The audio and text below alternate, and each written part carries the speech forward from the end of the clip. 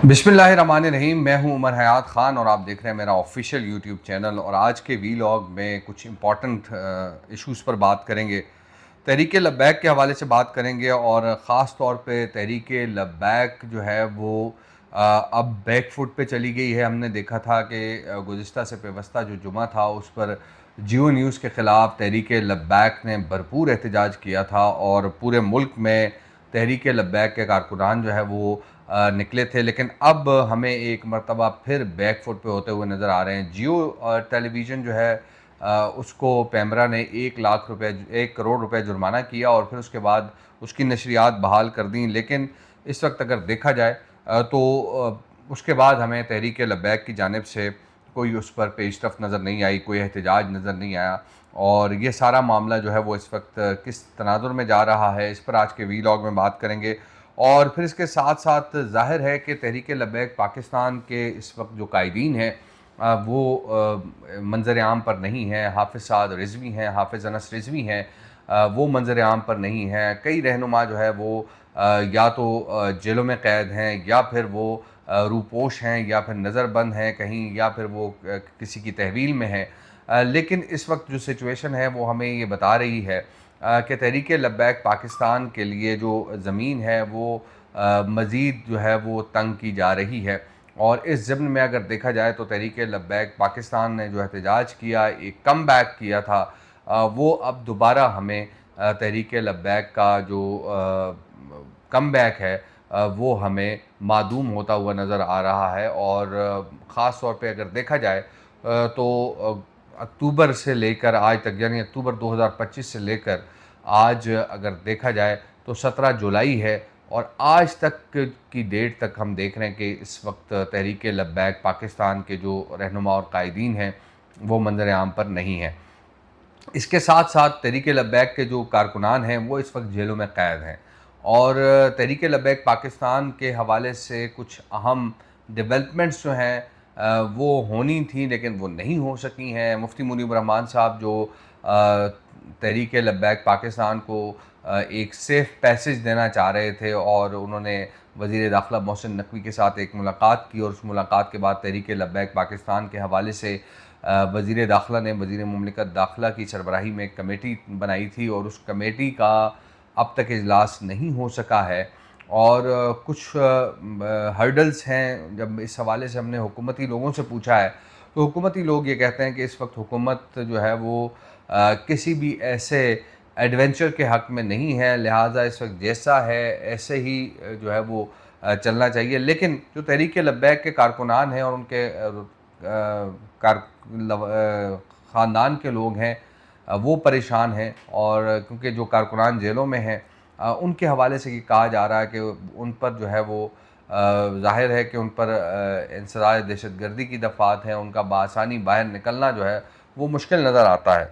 और इसी वजह से कुछ और गिरफ़्तारियाँ भी इस दौरान हुई थी, और फिर उन लोगों को भी अब तक जेलों में रखा गया है। और अदालतों के हवाले से अगर देखा जाए तो अदालतों में जो केसेस की समातें हैं वो तो हो रही हैं, लेकिन क्योंकि केसेस इतने स्ट्रॉन्ग हैं कि वो उस पर अदालत कोई भी फ़ैसला करने से एतराज़ कर रही है। अब जो तहरीक लब्बैक के अमीर हैं हाफ़िज़ साद हुसैन रिज़वी और उनके भाई हाफ़िज़ अनस रिज़वी, उनके बाजियाबी के लिए जो लाहौर हाई कोर्ट में रिट पिटीशन दायर की गई है उसमें भी हम देख रहे हैं कि कोई पेशरफ्त हमें नज़र नहीं आ रही है। कई जजेस जो हैं वो तब्दील हुए और कई समातें जो हैं वो भी मौखर हुई। और इसी वजह से अगर देखा जाए तो तहरीक लब्बैक के जो कारकुनान हैं उनमें एक तशवीश पाई जाती है। अब ज़ाहिर है कि तहरीक लब्बैक पाकिस्तान के लिए मुफ्ती मुनीब रहमान ने जो कोशिशें की थीं उन कोशिशों में हमें ये नज़र आया कि उन्होंने कई जो कारकुनान हैं उनको, जिन पर जो दफ़ात थीं वो कमज़ोर थीं, उनको रिहा करवाया गया, घरों को भिजवाया गया। लेकिन जो जामे मस्जिद रहमतुल्लाह आलमीन है कि जो कि तहरीक लब्बैक पाकिस्तान का मरकज़ है, वो अभी तक जो है वो खोली नहीं गई। और इसी वजह से हम देख रहे हैं कि जामा मस्जिद रहमतुल्लाह आलमीन यानी अक्टूबर 2025 से लेकर आज तक जो है वो बंद है। और ये तकरीबन जो है वो 10 माह का अरसा जो है होने को है। और इस तमाम तनाज़ुर में अगर देखा जाए तो नुकसान जो है वो तहरीक लब्बैक को हो रहा है। लेकिन तहरीक लब्बैक पाकिस्तान इस वक्त आज़ाद कश्मीर के इंतखाबात में बड़ा अहम किरदार अदा करने जा रही है। 45 में से 23 हलकों में तहरीक लब्बैक पाकिस्तान ने अपने उम्मीदवार खड़े किए हैं। लेकिन क्योंकि तहरीक लब्बैक पाकिस्तान आज़ाद कश्मीर में रजिस्टर्ड नहीं है, जिसकी वजह से तहरीक लब्बैक पाकिस्तान अपने इंतखाबी निशान क्रेन पर इलेक्शन नहीं लड़ सकती, और उनके जो 23 उम्मीदवारान हैं वो मुख्तलिफ इंतखाबी निशानों पर जो है वो इलेक्शन लड़ रहे हैं। और 27 जुलाई को आज़ाद कश्मीर के इलेक्शन होने जा रहे हैं। लेकिन अब तक किसी सियासी या मजहबी जमात से भी तहरीक लब्बैक पाकिस्तान ने आज़ाद कश्मीर के इंतखाबात में सीट एडजस्टमेंट जो है वो नहीं की है। दो ऐसी सियासी जमातें हैं जो आज़ाद कश्मीर में इंडिपेंडेंट इलेक्शन लड़ रही हैं। एक तहरीक इंसाफ, लेकिन तहरीक इंसाफ ने बाइकआउट कर दिया और अब जो है वो तहरीक इंसाफ इलेक्शन में नहीं है। लेकिन शायद तहरीक इंसाफ के जो लोग हैं वो आज़ाद हैसियत में, क्योंकि पार्टी सैम्बल, पार्टी टिकट उनके पास नहीं है, तो वो आज़ाद हैसियत में इलेक्शन लड़ सकते हैं। क्योंकि ज़ाहिर है जो सियासतदान है वो तो इलेक्शन नहीं छोड़ सकते, उन्होंने किसी न किसी तरीके से अपनी प्रेजेंस जो है वो शो करनी होती है इंतखाबात में, और आवाम के साथ एक जो कांटेक्ट है, जो राब्ता है, वो उन्होंने रखना होता है। क्योंकि ज़ाहिर है इलेक्शन के दौरान ही इन सियासतदानों का आवाम से राब्ता होता है, अदरवाइज़ तो ये किसी भी हलके के लोगों को जो है वो पूछते भी नहीं हैं। चंद लोग इर्द गिर्द जो होते हैं उन्हीं के काम हो रहे होते हैं, उन्हीं के साथ गपशप हो रही होती है। लेकिन जो एक आम आदमी है, जो एक वोटर है, जो लाइनों में लग के इनको वोट देता है, उसका कोई पुरसाने हाल नहीं होता।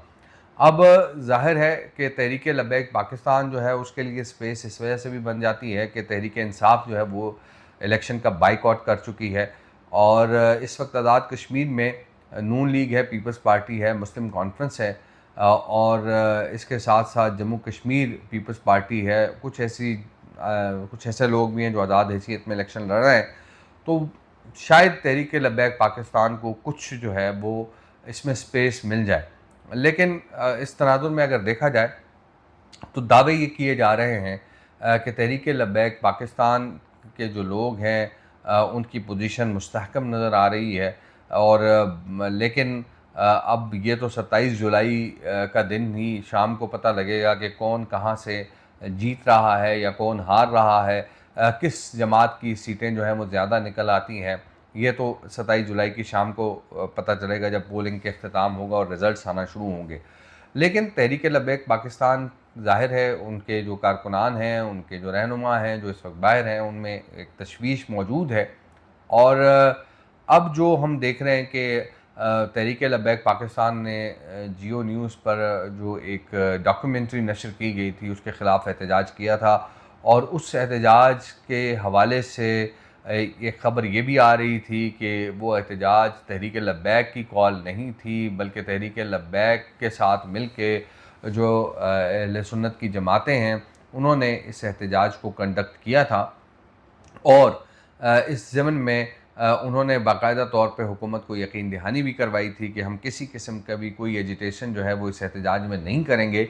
लेकिन फिर हमने ये देखा कि तहरीक लब्बैक पाकिस्तान की जानिब से जो एलामिया आया था उसमें बाकायदा तौर पर जियो न्यूज़ को की जो लाइसेंस बहाली है और उन पर जो जुर्माना किया गया उस पर भी उन्होंने कहा कि ये एक बड़ा अहम मसला है, और ये सिर्फ जुर्माने से हल नहीं होता, बल्कि ताहयात जो है वो जियो न्यूज़ पर पाबंदी आयद की जाए और जियो की नशरियात जो है वो कहीं भी ना चलें। लेकिन इस दौरान हमने देखा कि जियो न्यूज़ की नशरियात जो है वो यूट्यूब पर भी लाइव थी, बैरून ममालिक में लोग जियो न्यूज़ देख रहे थे। और इसी तरह अब उसके बाद तहरीक लब्बैक पाकिस्तान ने कोई ऐसा ना तो बयान जारी किया और ना ही कोई हमें तहरीक लब्बैक पाकिस्तान का एहतजाज नज़र आया। आज जुमा है और आज भी हम देख रहे हैं कि तहरीक लब्बैक पाकिस्तान की जानिब से कोई इस तरह के एहतजाज की कॉल जो है वो नहीं दी गई। लेकिन तहरीक लब्बैक पाकिस्तान क्योंकि ज़ाहिर है इस वक्त बग़ैर रहनुमा के चल रही है, या फिर अगर किसी का कोई राब्ता है भी तो वो कैसा है या नहीं है। लेकिन इस ज़िम्न में अगर देखा जाए तो तहरीक लब्बैक पाकिस्तान के जो वर्कर्स हैं, जो उनके कारकुनान हैं, वो हमें मुनज़्ज़म इस तरह नज़र आए कि जो एहतजाज हुआ था उसमें बाकायदा तौर पे उनकी जो सेकंड टियर या थर्ड टियर लीडरशिप थी वो उसमें मौजूद थी और भरपूर एहतजाज उन्होंने किया, लेकिन उसके बाद हमें उसका फॉलो अप एहतजाज जो है वो हमें नज़र नहीं आया। और अगर देखा जाए तो हुकूमत ने जो फ़ैसला किया, जियो के साथ मामला तय हुए और फिर उसके बाद उन पे जुर्माना हुआ, उनका लाइसेंस जो है वो बहाल किया गया, फिर उसके बाद नशरियात बहाल हुई।